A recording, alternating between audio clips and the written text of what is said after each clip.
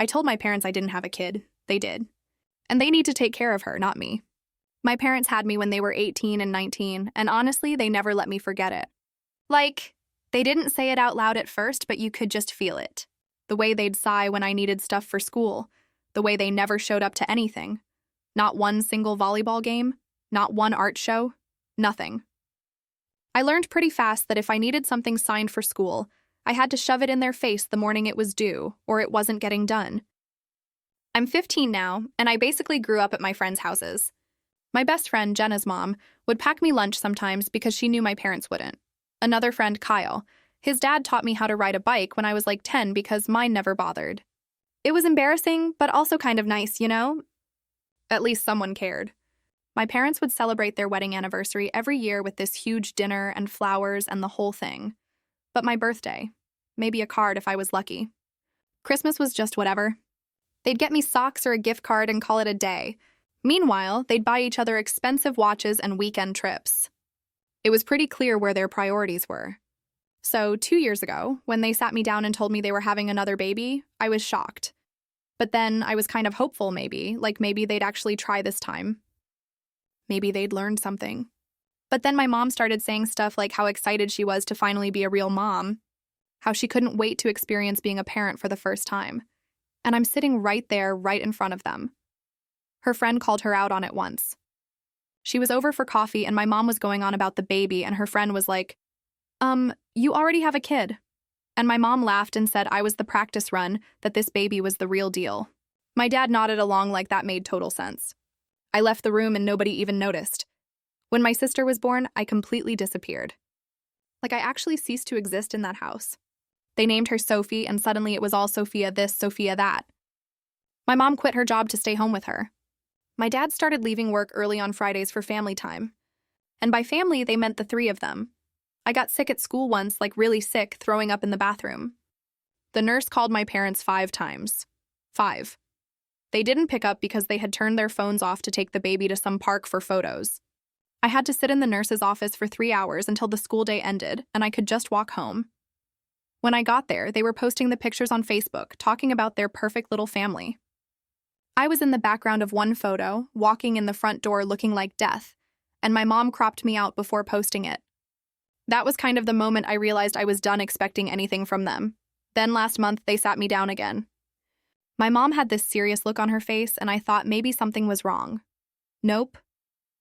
They told me they've been trying for another baby for over a year and it's not happening. So they're doing fertility treatments now. And here's the thing. They need me to watch Sophia every week during their appointments. Not asking, telling. My mom handed me this printed list of instructions, like a full page, single-spaced. It had Sophia's nap schedule, her snack preferences, what songs she likes, how to hold her bottle, everything. My dad said the appointments are 2 hours, and they'd need me to do this every Thursday afternoon. I just stared at the paper. Then I looked at them and said, no. My mom blinked. She goes, "What do you mean, no?" I said, "I mean, no. I'm not doing it. She's your kid. You take care of her." My dad got this annoyed look and said, "It's only a few hours a week and I'm being dramatic." He actually said I owe them for everything they've done for me. I laughed. I couldn't help it. I asked him what exactly they'd done. He didn't have an answer. My mom started tearing up, saying I was being cruel and that family helps family. I told her we stopped being a family the second she called me a practice run. I said they made it clear I don't matter, so why would I help them make another kid they'll actually care about? My dad told me I was being selfish and immature. I grabbed my backpack and went to Jenna's house. I've been sleeping there for the past 3 days. Her mom didn't even ask questions. Story on Father's Day, my wife and daughter handed me divorce papers and laughed. "You're just not worth the trouble." They called me a loser. But they didn't know I had a secret that would destroy everything they loved. Chapter 1, Happy Father's Day. Loser, Father's Day. Most dads get a tie, a phone call, maybe a mug that says, "World's Best Dad." I got something else. It started with pancakes. My wife, Amanda, and our 17-year-old daughter, Lily, stood by the kitchen island holding a tray. On it sat a stack of syrupy pancakes and a bright red envelope. I smiled. "What's the occasion?" Amanda smirked. "Go ahead, open it." The card had 2 words printed on the front in cheap gold foil. "It's time." Inside were divorce papers already signed by her. She leaned over and tapped the signature. Surprise! You're not worth the trouble anymore. Lily didn't even flinch. She just giggled and said, Mom and I talked. You're kind of a dead weight, Dad. The collapse. It was surreal. Amanda, my wife of 20 years, who I built a business with, who I raised a daughter with, stood there stone-faced, delivering my own execution on Father's Day. I said nothing. No shouting, no begging. I just stood up, walked upstairs, and packed a single bag. Before I left, Amanda said something I'll never forget. Be mature for once in your life. Don't make this harder than it needs to be. We've got everything figured out. I paused at the door. I know, I said quietly. You think you do? Then I left. But what they didn't know, what neither of them ever suspected, was that I'd spent the last 5 years preparing for this exact moment. Chapter 2. The other bank account. 2 years ago, I noticed the change. Amanda stopped coming home on time. She'd whisper into her phone, always walking out of the room when I entered. Lily started treating me like furniture, invisible unless I was in her way. At first, I blamed myself. Stress, work, getting older. But then I checked our joint account, $80,000 was gone, labeled as consulting fees. That's when I opened a separate bank account in my name only, tied to a trust I'd been secretly building. And while Amanda and Lily laughed at me behind closed doors, I invested everything I had into building something of my own, something silent, powerful, and untouchable. I created Silverback Systems, a consulting shell company I used to filter my side projects, software contracts, crypto automation tools, and AI-based logistics scripts for global distributors. By the time Father's Day rolled around, Amanda may have thought I was worth nothing. But in reality, I had $7.6 million in liquid assets sitting in that private trust, and they didn't even know my company existed. The last straw. Amanda didn't just blindside me with the divorce.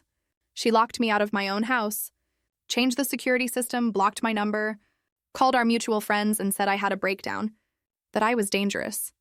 Even Lily posted a TikTok. When your broke dad thinks he still has rights. Your girl power chore. That's when I made the call. I dialed my lawyer, the one Amanda didn't know about, and said, initiate phase 1. Phase 1, the paper trail. I had every receipt. Proof Amanda embezzled funds from our joint business. Screenshots of her affair with her personal trainer. Emails showing she forged my signature on a loan for her sister's boutique. And most importantly, a contract buried in legal jargon stating that if Amanda filed for divorce first, she forfeited all rights to the company we built together.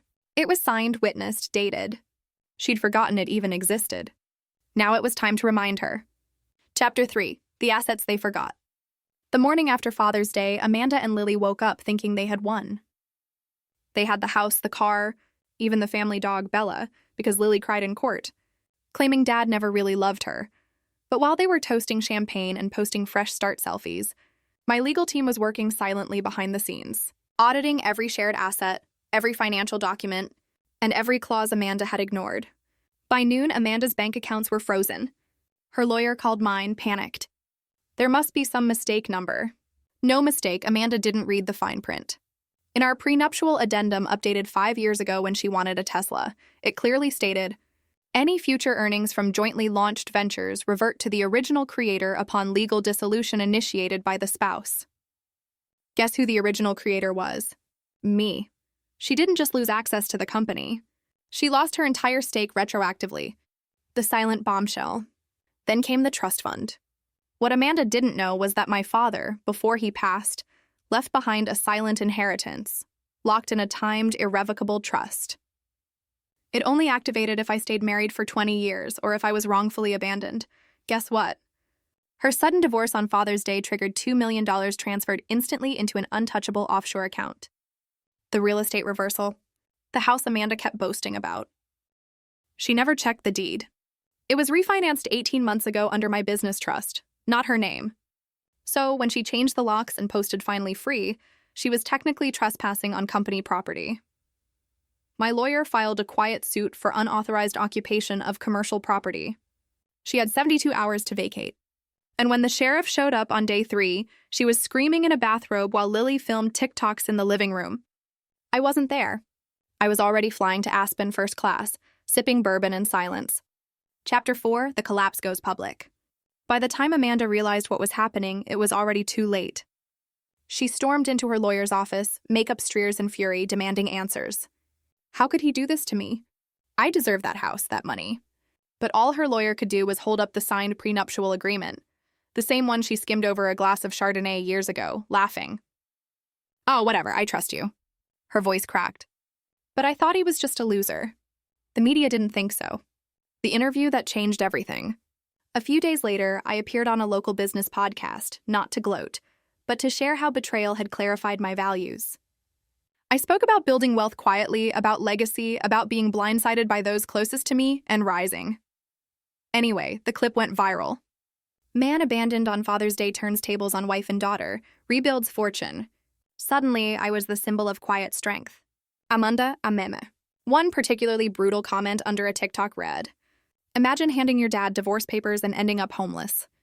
Core memory. Lily's fall from Grace Lily's college plans. Cancelled. I pulled every scholarship and tuition fund I'd set up. She had no idea I was the anonymous donor behind her dream school's grant program. The school emailed her. "We regret to inform you that your admission has been rescinded due to funding withdrawal." She tried texting me. "You ruined my life." No, sweetheart. You threw away the one man who would have given you the world. Amanda's plea 1. Evening. My phone buzzed. A video message. Amanda, makeup gone, eyes red, holding Bella in her lap. "I was wrong," she whispered. "Please just tell me what I can do to fix this." I stared at the screen for a long while, then closed it. Chapter 5. The Final Letter. Weeks after Amanda's desperate video message, I received a handwritten envelope in the mail. Not from her, but from Lily. Inside was a letter. "Dad, I was angry, entitled. I thought your love was guaranteed like Wi-Fi in a hotel. I never once stopped to ask what you were feeling. I followed Mom because it was easier than questioning her. Now I see the house gone, the money gone. And Mom, she's just not who I thought she was. I miss the way you used to tuck me in. I miss the quiet safety of you. If you ever want to talk, even just once, I'd be grateful. Love, Lily." I stared at it for a long time. Then, for the first time in months, I cried. Not out of pain, but something like release. Reflection. In the end, I didn't destroy Amanda and Lily's lives. They did. I simply removed the hand that had always been protecting them from the consequences of their own cruelty.